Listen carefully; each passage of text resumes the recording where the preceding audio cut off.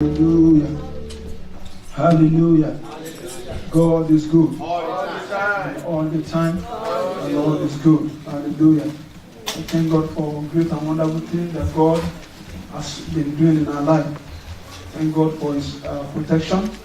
Thank God for God's healing. Thank God for sustaining us on daily basis. Thank God because God did not allow the plan of the enemy to prevail over our lives. Glory be to God. If only we can see what God is doing. For some of us, if not for many of us, we never ask God for anything. We just be thanking Him. Because while we are worried about the plan of next year, sometimes we should be concerned about seeing tomorrow. Praise the Lord. But God, in His infinite mercy, has been working in our favor, and we will continue in the mighty name of Jesus.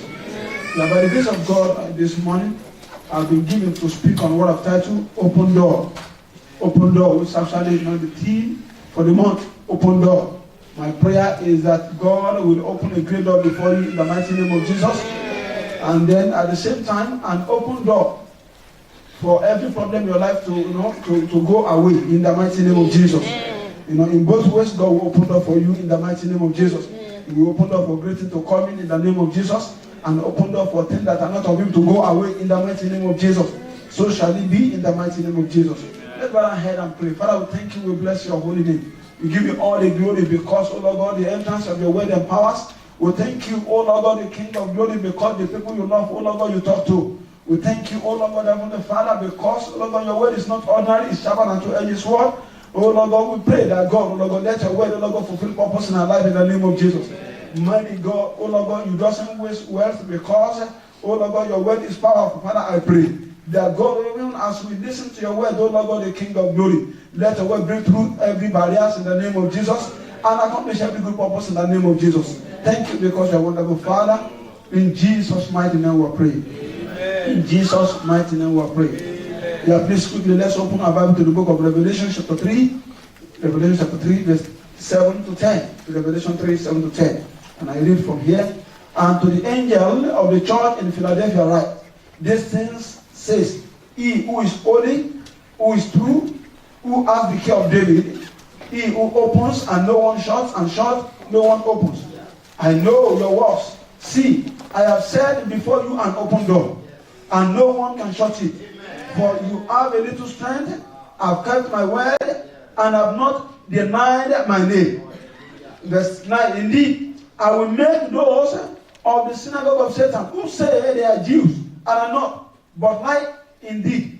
I will make them to come and worship before your feet. Amen. And to know that I have loved you. Amen. Because you have kept my command to preserve, I also will keep you from the hour of fire, which shall come upon the whole world, to tell those who dwell on earth. Praise the Lord. Hallelujah. Praise the living Jesus. Hallelujah. And I pray that God will bless His word in our heart in the mighty name of Jesus. Amen. And brethren, you see, one of the attributes of God that makes Him uncomparable God is that He is all-knowing God. That's one of the attributes that make God uncomparable God. That this God, we can't compare it to another God, is all-knowing God. That's one of the attributes. Because that Revelation, chapter 3, verse 8, we just read now. Revelation 3, 8, we just read now, said, I know your works. Those people, they are not telling God about His works, but God is telling, was telling them that I actually know your works. I know everything you are doing. And because God knows their work, God said, because of that, because I can see your work, and because of that, I've set a door before you. I've opened a door before you. And that statement could be, in a way of confirming what God has done. Or God is just telling them because they don't even know that God has opened doors. Sometimes God has completed some things concerning us. We still continue to pray. Because we don't know that God has sorted it out. And later, it is later, if we can think deeply, there are some things in our life that when we finally get them, we realize that they've been sorted out about 6 months, whereas we still pray thereafter. Praise the Lord. Hallelujah. There are some letters we receive. that the date, it was dated 4 weeks ago or 2-3 weeks ago. And you still pray about the thing yesterday.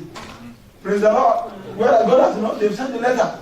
At least, a long time ago. Whereas you are still praying. Like some, sometimes ago, a pastor shared something, he had a grief in his heart, and he shared a testimony. He said, I think he was praying along with somebody, with someone. I think the guiding papers or something like that. So after a long prayer and everything, God finally did it, and the fellow, was sorted. He gave the fellow, residence. And the fellow now came to the pastor. He said, Pastor, thank you very much for all the prayer. And then the man of God that came yesterday, I think it was Monday, he got letter the same day, on Monday, said the man of God that came this weekend, he said, where do we come from? So. He said, please, help me to give him this envelope. He said, because the man made a decree yesterday that in 24 hours, somebody will receive miracle. And here come my God letter that my paper is sorted. He said, that decree actually worked. And Father took it and went away. And when they look at the letter, they gave out the letter. They've written the letter a week ago. And the Father began to wonder. I'm not saying that the decree of pastor yesterday didn't work. But they put this letter in the post already. So that decree is not directly associated, praise the Lord, with the letter. That takes critical thinking to discover that they've written this letter about a week. They've sent it about a week. It was already in the post.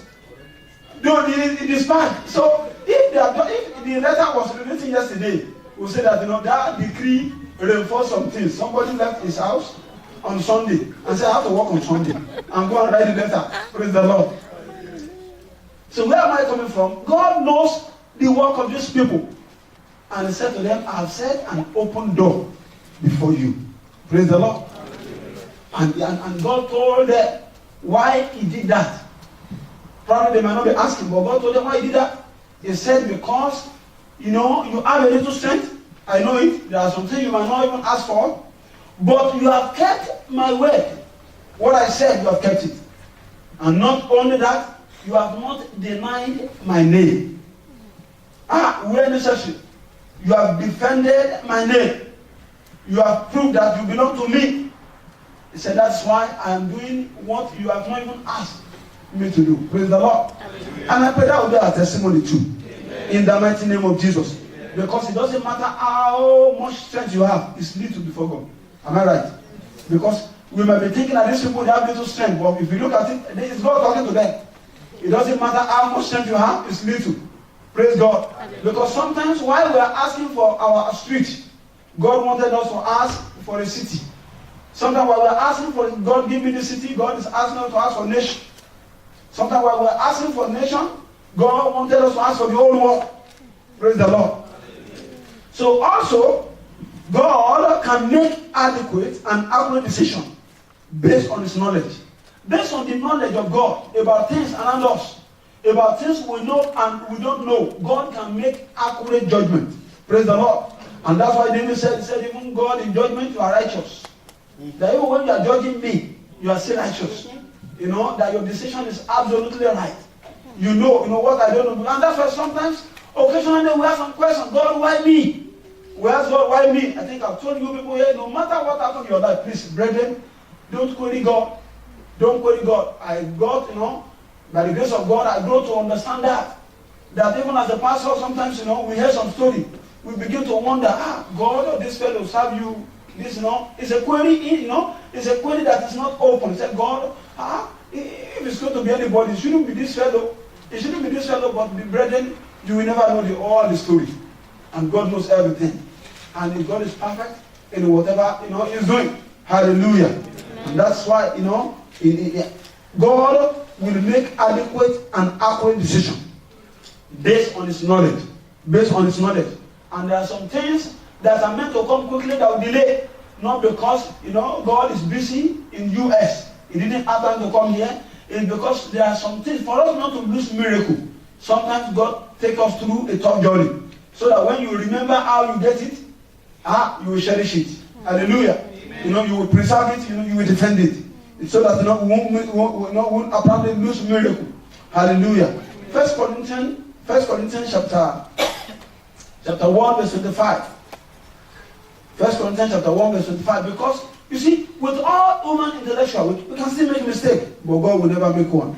First Corinthians chapter 1 verse 25 says, because the foolishness of God is wiser than men, and the weakness of God is stronger than men. You see, God can never behave foolishly, but if God even decide to be a foolish person, then the Bible is telling us, even in that situation, it's still wiser than men. Praise the Lord. It's still wiser than men. And even when God decided to be weak, God is stronger than men. The Bible tells us, make us understand. It said, this God, has never lost a battle. He has never lost a battle. But do you know that sometimes if we are going to reason, with our own understanding, we can say, God, we have been doing this thing together, but this one, we've lost this battle. But do you know that sometimes God can decide to lose a battle so that he can win a war? Hallelujah. Amen. God can decide to lose a battle so that he can win a war. He can win a war. God can decide to pencil down on something, to go slow or low on something, so that, the bigger picture, will be of great influence. Praise the Lord. And that's why sometimes, I don't know if that's happened to you before, it has happened to me a few times, that I've been praying for one thing for a very long time. That long time could be 1 week, 2 weeks, 3 weeks, 1 month, 2 months, 3 months, 4 months, even a year. That suddenly I saw something and I said, God, the one I've been praying for the past 1 year, I don't need it. This now what I need. Praise the Lord. A prayer of a year. Suddenly I said, God, I don't even need that one anymore. In fact, I've seen something better. This is the one I need. If God has answered that, I have answered the prayer. Probably that would have been the end of it. I would have asked for something bigger. But sometimes a delay is not a denial. It's just because God wants to do something greater and bigger. Praise the Lord. Brethren, it is clearly established that God can make a way where there is no way. He can create a door where there is no door. God has the ability, he can make a way. Brethren, God can bring forth opportunity, in a hostile environment, in a place where something is not going to, it seems nothing is going to happen. God can bring an opportunity. And if there's anything, we need to do, is just to see God the way God wanted us to see Him. That God can do anything, at any time, and anyhow. Sometimes our understanding limits us. Our understanding limits us. Our understanding limits us. During the Easter concert at the monument, I think about just over a week ago, I had an encounter with one guy who was asking, said, he saw that some things are not just right. God, was saying that God, how would God tell the prophet to do some things, in the Bible? I said, you are trying to think, to imagine, to think. You are using your brain to calculate what God should do or what God should not do. I said, do you know that this God is big? He created everything. He said, I know.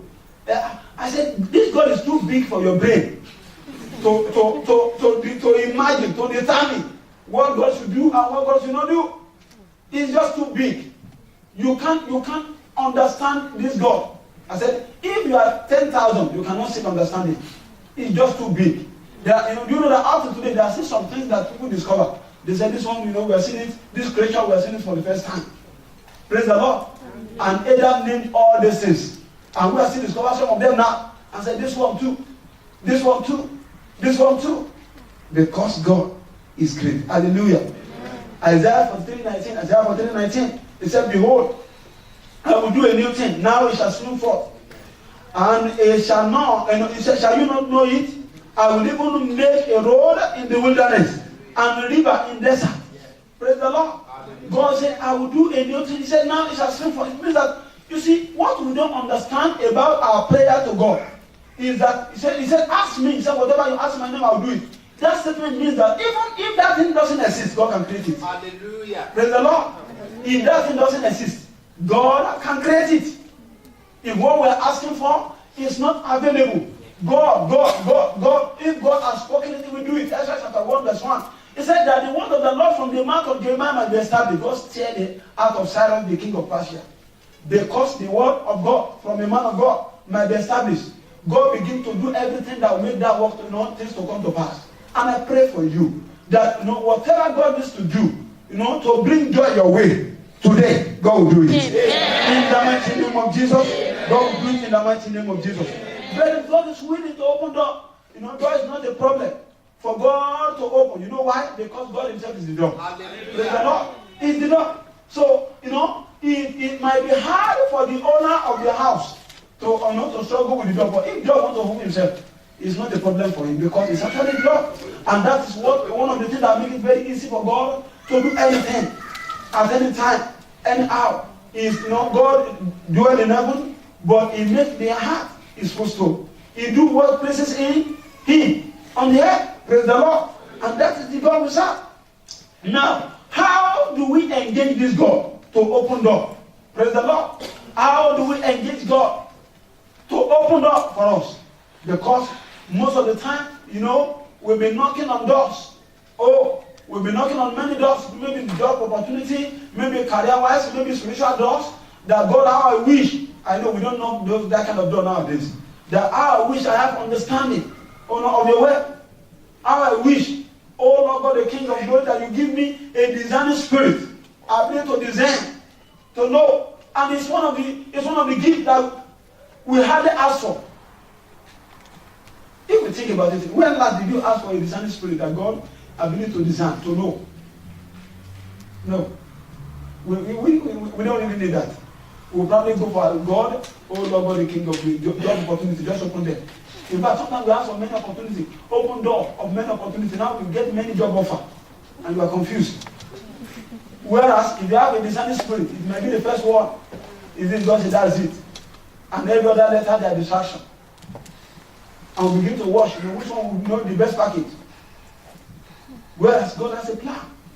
He has a plan. So, how do we engage God to open door for us?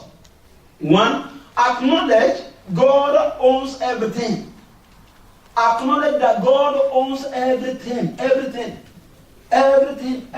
God owns everything. You have to get to a state that God owns everything. Do you know, if you know that your father owns something, it's not a big problem. It's when you know that it's not in their custody, you begin to say, I know that if you really want to do it, I know that you can do it. When you are putting that you really want to do it, it means that you are not sure that this man can do it. But if you want to stretch himself, he can do it.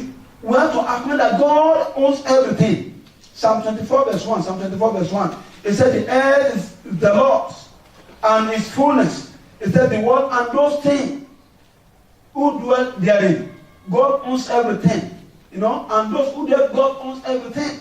You have to get to that, to that say, verse 2 said, for he has founded it upon the seas and established it upon the waters. God owns everything. He is in control. And if you are sure that God owns everything, it will be easy for you to go to that God and ask for anything in his name. 1 Corinthians chapter 10 verse 26. 1 Corinthians 10 26. It said, for the earth is of the Lord and all his fullness.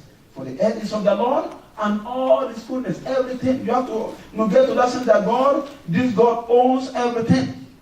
He owns everything. He owns everything. He owns everything. Exodus chapter 9.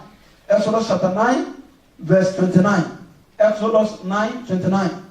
God owns everything. He said, so Moses said to him, as soon as I have gone out of the city, I will spread out my hands to the Lord, and thunder will cease, and there will be no more help. That you may know that the earth is the Lord. Praise the Lord. The earth is the Lord. God owns everything. Maybe you can write down Deuteronomy chapter 10 verse 14 for you to know that God owns everything. First Chronicles 29 verse 11 for you to know that God owns everything. Job 41 11 for you to know that God owns everything. God owns everything. Hallelujah. Another thing that we need to do to engage this God to open door for us is to fear him. Is to fear God. Is to fear God. Then you begin to wonder, if we want God to do something, why afraid of him? it's now the answer. Yeah. It's to fear God. If you want God to open door for you, fear Him. Fear Him because, you see, God had already provided opportunities we need in our life. When He created us because, see, when God created us, He created complete work. From the beginning to the end. His plan that as I've created you, you will go and fulfill destiny and return back to me in peace. And that's what's going to happen to you in the mighty name of Jesus. It doesn't matter what you're facing now. What I know is that the expected end will be well. In the mighty name of Jesus.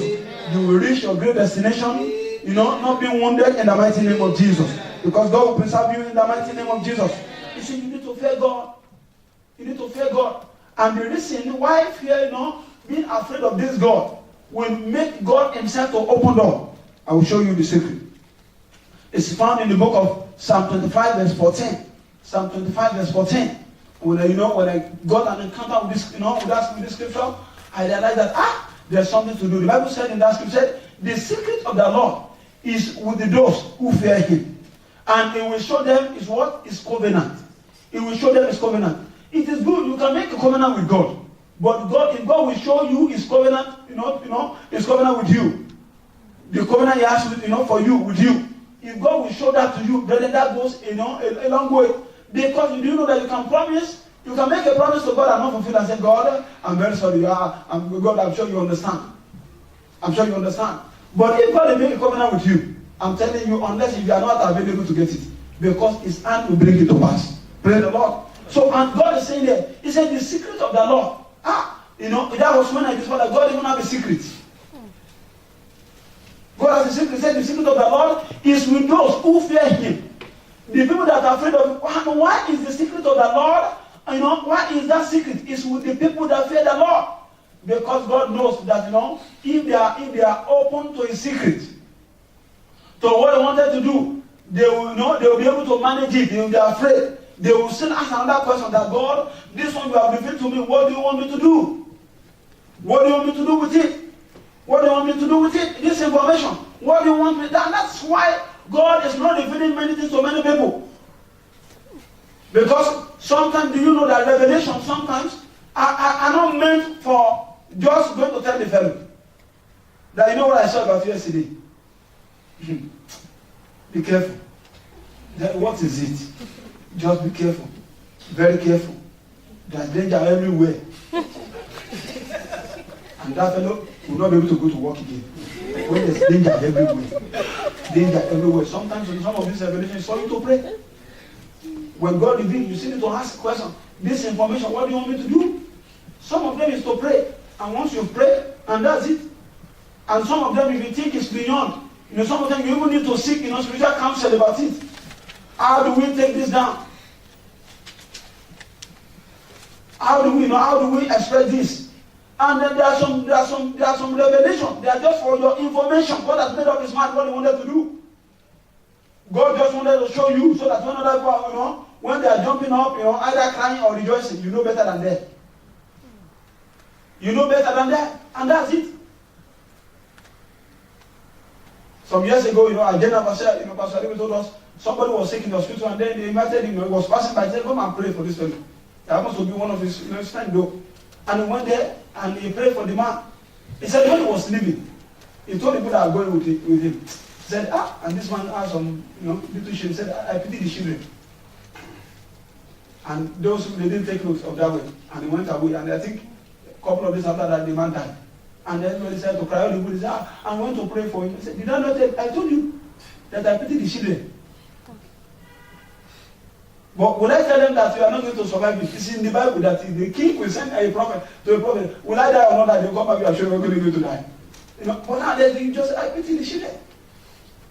Because probably God has made up His mind to take the man home. But do you know that it doesn't matter how old somebody is?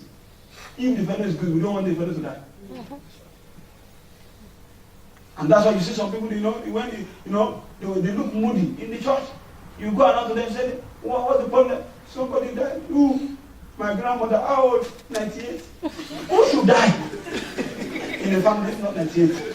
But the Lord, sometimes the Lord will have for people cannot allow us to live. To let them go.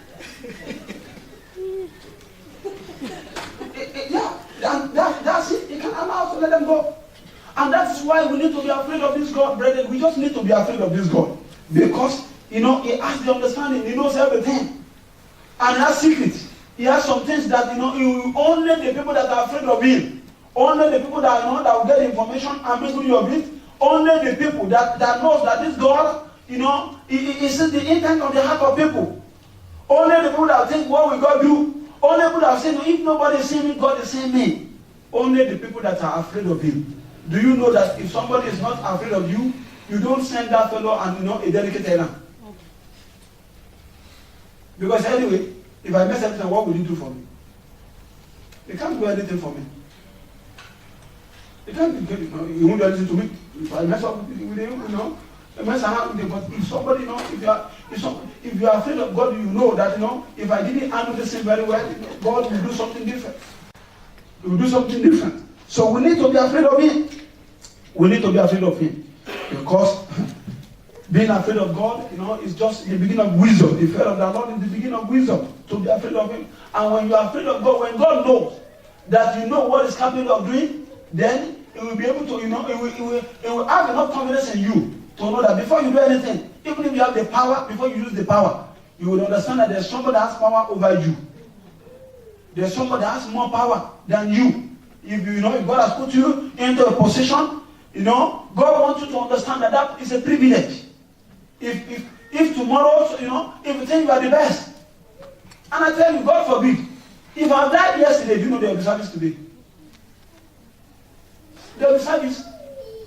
As a matter of fact, they will tell you that don't let us say that when we finish service, we will not tell them, but the pastor has gone to go alone. That's it. It will continue. If I'm no more here, the church, what is the name of the church? The Redeemed Christian Church of David. Is that it? No, it's of God. Everything will continue. And that's why, you see, talents. That's why gifts that God has given to many of us, God didn't breathe on those gifts. The Bible said, God formed a man and made his breath to come up. Man will never be alive until there was a breath of God that came upon the man. And man became alive. But if we are not afraid of God, occasionally when some people do some, either or some of you do some funny things, and you see that this person is weak, or what is he doing? He didn't even say anything, or he say sometimes he's saying too much. It's not because we just have, God, what God wants us to do. That's the key. My prayer is that God will not leave you alone. Amen. In the mighty name of Jesus. Amen. Because everyone around you might leave you alone. But if God leaves you alone, I'm telling you, one is finished. I pray God will not leave you alone. Amen. In the mighty name of Jesus. Amen. So what do we do to let this God open door for us? I think the third one will be that, you ask God with good motives. Ask God. You see, everything you are going to ask God. You see, there are some things, there are some prayer requests we have. That if a man will answer the request, and he knows the motive behind it, he will not do it. He won't do it. He said, so this one you want to... Occasionally they ask some people, in an interview, why do you want this job? And you not tell your employer to be. So that in the next 6 months, by the time I collect 6 months salary, I will leave. The more clearly know that we can just, you don't even need job. What you need is money. You should go to the bank, go and borrow money. Because they are looking at for what you are bringing to the table. You are not yet great, but you want to work for a great company. And they are asking, if you don't have great potential, then we will never be great again. So what have you brought to the table? And it's one of the questions that we don't even think about it. It's when the husband begin to wonder, what did I go? What have I brought? To this company? You are already big. What have I brought? But it's a good thing to tell them that I know this company is doing well, but there is something upstairs. I know my contribution will make a great difference. And they are looking at you, do you have anything? Because other person they've asked you, they know you don't have anything. But they believe that you have confidence in you, that there's something you are bringing. And it's true. If your table is empty, something will be missing in their company. So when we ask God, let's ask God with good motives. Because you know what? Sometimes heaven goes for highest bidder. Heaven goes for highest bidder. Brethren, if one of the reasons that we want the church to be full, to be double, is that so that after some time, I'll be comfortable as a pastor. Only if God is looking, that will bring people.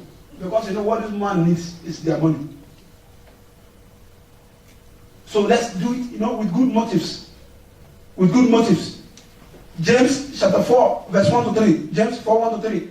The Bible says, where the wars and fight comes from among you, do they not come from your desires for pleasure that war in your members? You lost and do not have. You murder and covet and do not obtain. You fight and war. Yet you do not have because you do not ask. It's not that they are not asking. They are not asking. You see, in verse 3, it says you ask and do not receive because you ask amiss, that you may spend it on your pleasures. If, why you want a good job, why you want to be in a great position, is for selfish interest. Brethren, when there is a better bidder, God will look onto that fellow. Somebody that is, kingdom oriented, that is thinking that God, how I wish, you position me. This is what I'm going to do. I will help people. I will do this. Critical thinking. Analyze it. To God. When God has a better, bidder, I'm telling you, you go for that fellow. I think this one will help other more people. I think this one will be more beneficial to the kingdom than this one. So we need, when our prayer, we need to sit down occasionally. You see, one of the challenges that many of us will have, in fact, I've seen that, with my encounter, being a student in this part of the world. I know some of you that are scholars, know. One of the challenges that lecturers, they have with most of the students, especially people that doesn't have, British background, is critical thinking. I've had a report on many dissertations that, there's no critical thinking in this thing. You are thinking, but we want you to, there are something that you cannot actually criticize. Somebody says something and you quote it, you can't criticize what that fellow is saying. That's why, you only agree. You agree about everything. And I don't blame you, men of God, that's our background. We are trained not to ask any question. When you ask somebody older than you question, that's you are just being rude. Why do you ask an elderly person? You were born in 1920, your father 1940, 20 years older than your father, and you are querying this man. And to make the whole thing worse, you became believer. The first thing is that you can't ask a question. Now you become a believer. Finish. They only told us, believe.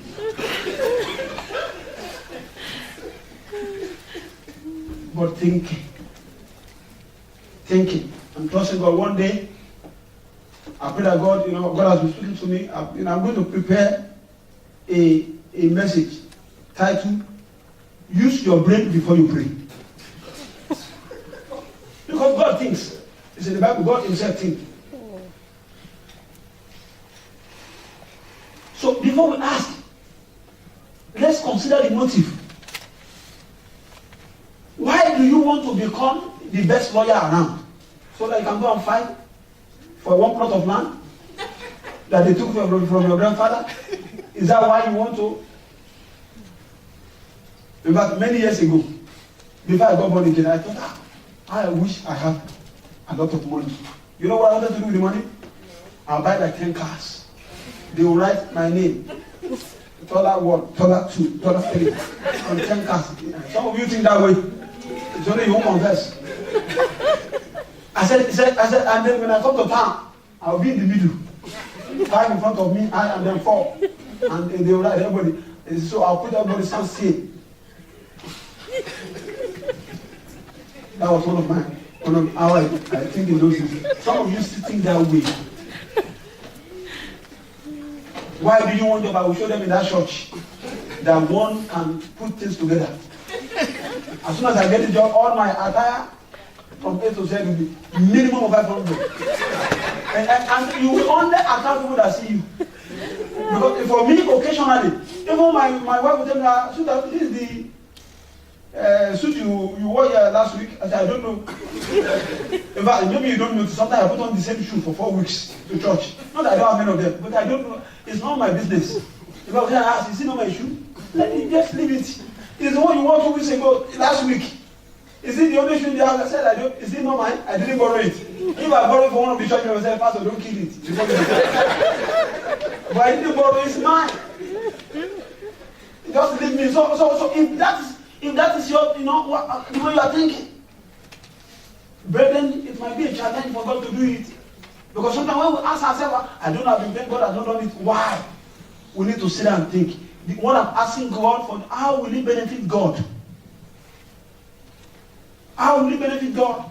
And that's why we need to be thinking critically about what we're doing. How will it benefit God? Another one thing to do so that God can open door for us is to be faithful to God in your service and vows. To be faithful to God. To be faithful to God. To be faithful to God. You know that sometimes we pass through some hard time and we probably we make some vows. I've just told you that sometimes heaven goes for the highest bidder. Sometimes consciously, unconsciously, we make a bid that God, if only you can open this door for me, all the instruments in the church, I will change it. You might not know you are making a bid. In fact, I've asked somebody, the first 3 salary I will give to God. And it's when they got the first salary, they realize that, God, how will I go to work next month? How will I pay rent? And you made a vow that, I'll just, because you think that, getting 0 salary for 12 months is 0 at the end of the year. What about if I not give 3 months? I still have 9 months left. But until you get there, you realize that you need to dress smart to work. But be faithful to God in your service. In what you do, be faithful. Numbers chapter 30, verse 1 and 2. Number 31 and 2. It said, Then Moses spoke to the head of the tribe concerning the children of Israel, saying, This is the thing which the Lord has commanded. If a man make a vow to the Lord, or swear an oath to bind himself by some agreement, he shall not break his word. He shall do according to all that proceeds out of his mouth. And God wants faithful people. People that will commit to their promise. And one of the commitments we make most of the time, and the devil will help us not to fulfill it, is that God, if you can only make, let it be easy for me, I will serve you more. And it's when it becomes easy that we don't really serve him. And that's when we don't have time. That's when we tell God that, God, you understand that, I have to run this business quickly. You understand that this thing has to happen. You understand? You understand? And when God decides not to understand, we don't understand. That God can be busy. And I pray God will help us in the mighty name of Jesus. Amen. But please note this one. Those that make God secondary after an open door are more likely to be stranded at the next door. I will repeat that. Those that make God secondary after an open door are more likely to be stranded at the next door. But God gave me this word. I know it will meet, your purpose. He said those that make God secondary, you know how to make secondary, that God is not now number 1. It's number 2 or number 3 on your list. He said they are likely going to be stranded at the next door. You know why? Because God is always number one. And being stranded will make them to return back to God. That's why many of us, we go away, we return. We go away, we return. We go away, we return. My prayer, devil will not double cross you. Amen. In Jesus' name. Amen. But there's always a journey that one will go to come back. There will be no opportunity. It might be too late, and that will never be your portion in Jesus' name. Amen. Matthew 22, 21. Matthew 22, 21. The Bible said, they said unto him, Caesar, and he said unto them, render therefore to Caesar that which are Caesar's, and to God the things that are God. You see, our service is key. Our service is key. And sometimes, we pray some prayer that work against ourselves. I'll tell you one of the prayer that God, whatever that will take me out of your kingdom, please remove them in my life. How many of us have prayed that prayer before? It's only people that want to remain in the kingdom of God that will have prayed that prayer. It's a very good prayer. And if a great opportunity is coming, and you can't sit down and think how you are not going to lose relationship with God, it might be a struggle. I remember some years ago, back in Nigeria, I do what they call the bus evangelism. When I go into the bus, I preach anywhere I'm going. And it got to the time I needed a car. Because sometimes, if you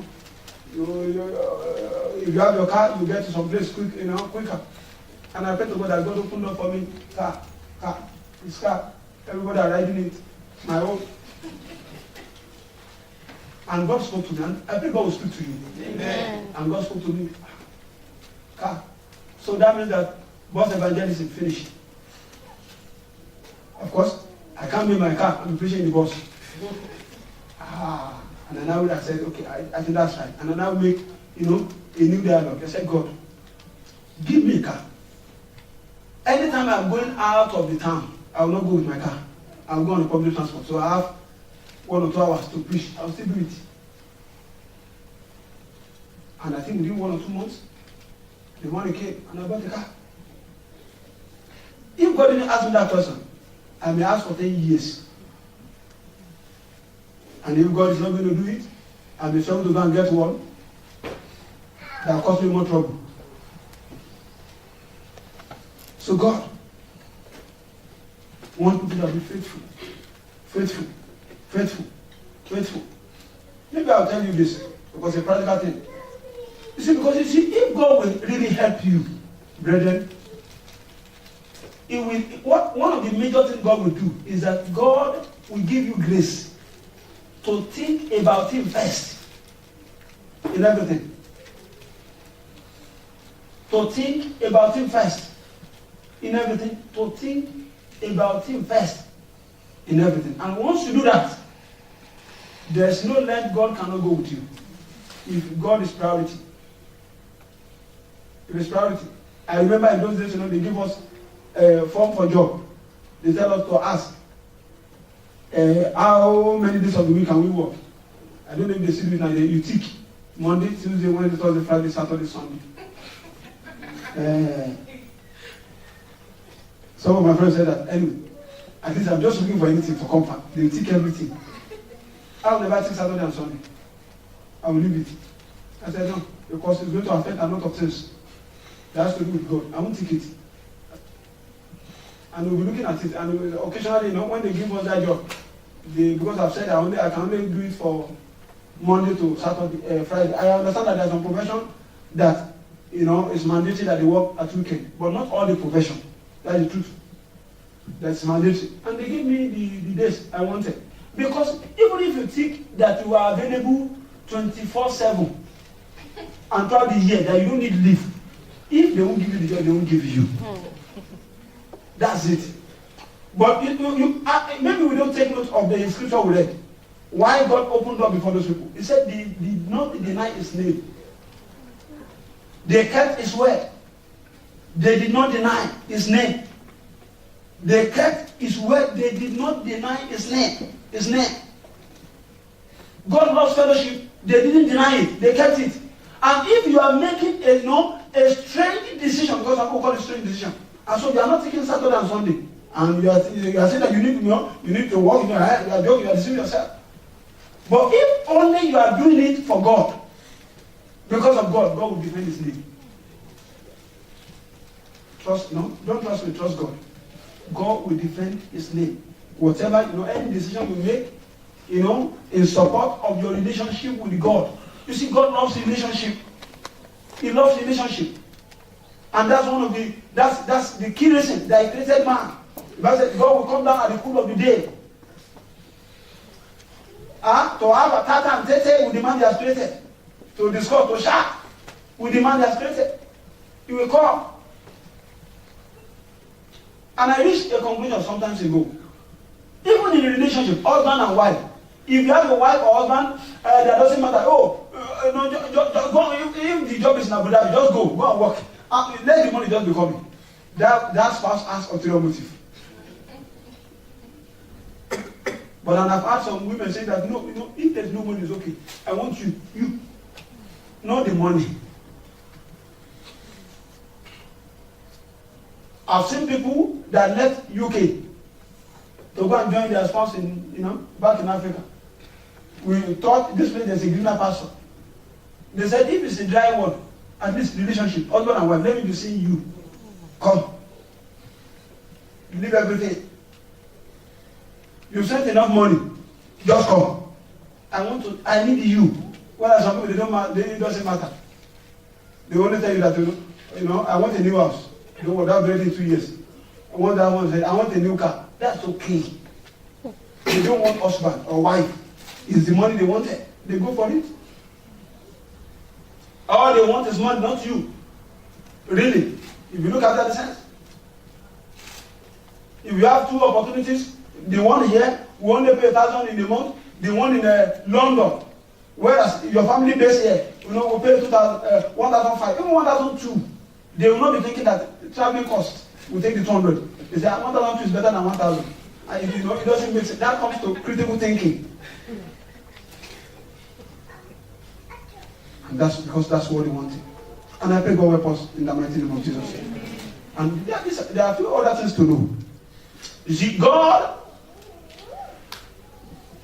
will not open door that will contradict his word. And this is how to know if the door that has opened to you is from God. God will not open door that will contradict himself or his word, what he has said. God will not bring opportunity to make more money at the expense of fellowship with him, relationship with him. God will not. I know some pastor will tell you that anyway, just make sure you are paying your tithe. God understands. Are they going to stand in for you in heaven? They will go on their own. They said, I know that God has opened greater door. Just make sure, that you are fulfilling that part. Bringing the tithe and offering. As a matter of God said, bring, not send. You have to appear. But sometimes some people they think that they are peace. If they are, pastor, I'm in London next week, I have a meeting on Sunday evening, I have it everywhere, but the money, what do we need in the church again? That's it. Anyway, nobody has told me that. We don't need anything. God needs you. God needs you. He needs you, so God will never bring opportunity. Oh, maybe it's God. Sometimes there are some God that are from the devil. It's just to break you from the source. To break you from the source. And when you break away from your source, it's a matter. Do you know that when the branch of a tree is cut off, the leaves within 1 hour, the leaves will still be green. Am I right? The leaves will be green. And after maybe one day, the leaves will become yellow, goldish color. Gold is better than green. Am I right? But what happened after 1 week? Brown and wither. Sometimes when we go out of cover, it seems as if, this is a better opportunity. Brethren, when you get everything you want, you will finally realize that you don't actually want everything you get. But there is no enough of God you can have that you will not enjoy. My prayer is that God will not leave you alone. Amen. In the mighty name of Jesus. Amen. So God will not contradict himself. His word. God will not open door for you to date unbeliever. He won't do that. Because he said we should not be equally yoked with unbeliever. That's what he said in his word. 2 Corinthians chapter 6, verse 14. Do not be unequally yoked with unbeliever. Together with unbeliever. That's what God says. He will not do that. And if you look at, Hebrews chapter 10, 24, 25, Hebrews 10, 24, 25, he said, and let us consider one another in order to stir up love and good works, not forsaking the assembling of ourselves together, as is the manner of some, but exhorting one another, and so much the more as you see the day approaching. I'm telling you, last Wednesday, for as many of us that came for Bible study, I'm telling you, we had a great time, and we pray what I can call, a necessary prayer from what we study. Bible says faith coming by hearing. Hearing the word of the Lord. Faith comes by hearing. Hearing.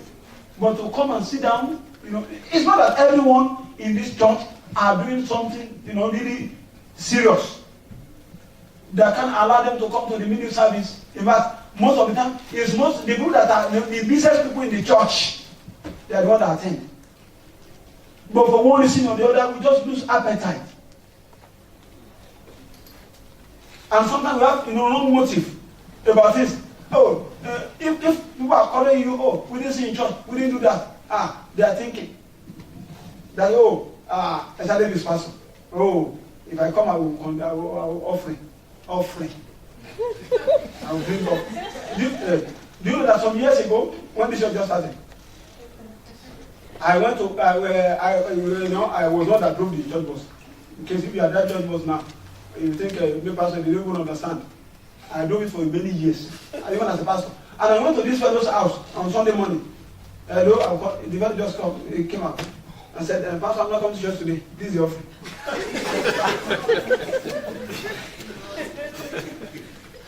I don't know what to do.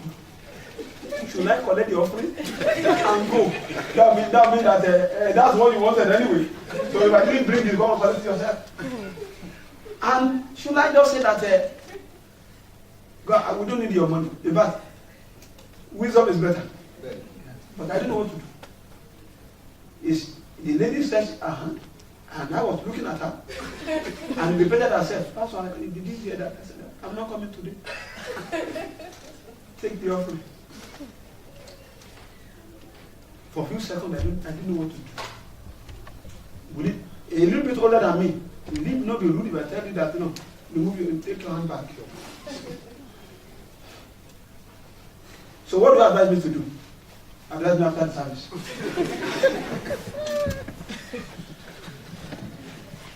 I took the money. I didn't like myself, but I didn't know what to do. I didn't want to be rude. Because she repeated herself but twice. And later I consulted some of the senior pastors. They said that happened to me before. And I didn't know what to do. I said, but the next time what you do is that you tell the fellow, bring it next time you come. I said, that's a wisdom. Take it. It's not about that. It's not about that. I'm telling you, and I will be ungrateful if I don't continue to repeat it once upon a time. One of my prayer, when I realized that I finally, because I've worked with many pastors, I've worked with full-time pastors that they don't have anything they are doing, they're just pastors. That's what they do. If their children will go to school, God bless the church. If they are going to eat in the house, God bless the church. And I've worked with people that are not full-time, they have their work, and my friends that God, under any circumstance, I don't want to be a poor pastor. I know some church member likes a poor pastor. Maybe you don't know, some church member, they like poor pastor. Because that makes it very easy to control. The one pastor is telling them that you are married, your move with these ladies are not right. And say, Pastor, but by the way, the rent of next month, have you sorted it out? Because God is telling you to pay 6 months rent. And if you are wise, if you are very correct as a pastor, You better finish the first statement and correct small sense before you continue. And that messes up a lot of things. Huh? So when people threaten that, if that's the case, we are leaving the church, you are afraid. That why would they leave? The matter doesn't reach that. Even Bible says, come, let us listen together. Let's bow down here and talk to God and pray to God. God will help us in the mighty name of Jesus. You see, God, there's nothing, you see, in fact, it is not in the heart of the pastor what God has in plan for you. A human being cannot imagine. God has a great plan for you. And I want you to come to God this afternoon and pray to God. And tell God that God, oh Lord God, the door that nobody can open, you are the only one that can open it. But everything that I need to put right in my life so that I may enjoy every open door. Mighty God, Lord God, help me to put them right. Can you talk to God and pray? You see, devil is not afraid of what you get if he can get it back. And God is not a waster. So how will he give you something that devil will take away from you? Pray to God that God, Lord God, help me. Oh Lord God, whatever that I need to put right in my life. Oh Lord God, the King of glory, whatever that I need to put right in my life. Ancient of days, oh Lord God, the King of glory, so that every door you open unto me, I will enjoy them. Oh Lord God, they will be a great one. Mighty God, oh Lord God, help the Father, help me to put them right, oh Lord God, help me, oh Lord God, to put them right, oh Lord. Oh, is it motive behind my request? If the motive is wrong, everything is wrong. Help me to get them right, oh Lord God, in the mighty name of Jesus. Let's talk to him. The God, oh Lord God, help me to get them right, oh Lord God, help the Father. Everything, oh Lord God, help the Father, eternal rock of faith that I need to put right in my life, oh Lord, so that I will enjoy every door you open, oh Lord God, unto me. You know, God made a promise to that church of Philadelphia that I have opened a door, I have set a door before you. I've set an open door before you. God has done it already. God has said, I have done it. It's not that I'm going to do it. I have done it already. But he told them how to continue in it. Let us come to God and go, help me, oh Lord. Thank you, Lord God, Heavenly Father. In Jesus' mighty name we pray. Please let's rise on our feet. Let's rise on our feet. Proverbs 14:12. It's one of my favorite scriptures. Proverbs 14:12. The Bible says there is a way that seems right to a man, but in the end it leads what? To death. And we are going to cry to God. If God says there is something, there is. We are going to cry to God and say, Father, in the mighty name of Jesus, as from today, I will not go on the way that will lead to death, to spiritual death, to career death, to physical death. Oh Lord God, I will not go on such path in the mighty name of Jesus. Why can't you cry unto God and pray? You know, it's not time to murmur, it's time to talk to God. You know, there's always an end to everything, but it's good, it's better for you to end well. Pray that God, your way says, there's a way that seems right. It's not that, it's not that way seems dodgy or not really right. It seems very right, but the hand is death. Cry to God that God, every door that will lead me to death, oh Lord God, today, oh Lord God, close them, oh Lord God, Heavenly Father, by your power. Every door that will lead to death, oh Lord God, Heavenly Father, oh, that will take me through to death, oh Lord God, straight. Oh Lord God, Father, Lord God, close them, oh Lord God. Every opportunity, oh Lord God, Heavenly Father, that are already disaster, oh Lord God, coated with opportunity, mighty God, oh Lord God, I will not be a victim of it, oh Lord. Every bait, oh Lord God, that comes in form of opportunity, oh Lord God, for me to go into it and end my career, and my ministry, oh Lord God, Heavenly Father, mighty God, oh Lord God, I will not go into it in the name of Jesus. Oh, every way that seems right, but I'll lead to death, Father, close them, oh Lord God. Close them, oh Lord God, Heavenly Father, in the name of the Father, close them, oh Lord. King of glory, close them, oh Lord God, Heavenly Father. Close them, oh Lord God, close them, oh Lord God, close them, oh Lord God. Oh, close them, oh Lord God, every door, oh Lord God, Heavenly Father, every way, oh Lord God, that will lead to my untimely death, oh Lord God, that will terminate my appointment, oh Lord God, untimely, oh Lord. King of glory, ancient of days, oh Lord God, close them today. In the name of the Lord God, Father, close them today. Ancient of days, oh Lord God, Father, close them today. Lord of Lord, close them today, oh Lord. Mighty Father, close them today, oh Lord. King of glory, close them today, oh Lord. Omnipotent God, close them today, oh Lord God. Lord of Lord, close them today, O Lord God, Heavenly Father. Mighty God, O Lord God, Heavenly Father, close them today, O Lord. Miraculous God, O Lord God, Father, close them today, O Lord. Lord of Lord, O Lord God, Father, close them today, O Lord. Mighty God, O Lord God, the King of glory. Close them, O Lord God, Heavenly Father, in the name of Jesus, O Lord God. Oh, wonderful Father, close them, O Lord God. King of glory, close them, O Lord God. Oh, omnipotent God, close them, O Lord God. Thank you, Lord God, Heavenly Father. In Jesus' mighty name we pray. In Jesus' mighty name we pray. We are going to crown to God, Heavenly Father, and pray that God will help us. That our motives, will be right. Brethren, if the motive is right, prayer will be less. Will be less. If the motive is right, if God agree with what you are going to do with opportunity that are open for you, brethren, you will not struggle to get attention. If God agrees with what is going to happen with the opportunity coming your way, brethren, there is no God is not wicked. He will agree. We'll get to come to God and say, Father, as from today, don't let me ask amiss. Help me, oh Lord God, Heavenly Father. Let me know your will, your good will for my life, oh Lord. Oh Lord God, your plan about things, oh Lord God, concerning me, let me know it. Reveal them to me, oh Lord God, Heavenly Father. Let me know them, oh Lord God, the King of glory. Let me know them, oh Lord God, Heavenly Father, in the name of Jesus, oh Lord. Ancient of days, oh Lord God, let me know them, oh Lord God, Father, and let your name be glorified. In Jesus' mighty name we pray. In Jesus' mighty name we pray. Please, let's put our hands unto God. Father, we thank you, we bless you. We give you all the glory, all the honor, all the adoration. We thank you, oh Lord God, Heavenly Father, because you've sent your word to your people. Mighty God, we pray, oh Lord, I pray unto you, oh Lord God, Heavenly Father, that your word, oh Lord God, will accomplish great purposes. In the mighty name of Jesus. I pray for this one, oh Lord God, Heavenly Father. You said to the church in Philadelphia, you said you have set an open door before them. Mighty God, I pray unto you today that God, concerning this one, oh Lord God, set an open door. Oh Lord God, that no man can shut in the name of Jesus. Oh Lord God, set an open door before them, that no man can shut in the mighty name of Jesus. Mighty God, oh Lord God, the church in Philadelphia did not only defend your name because you gave them the grace.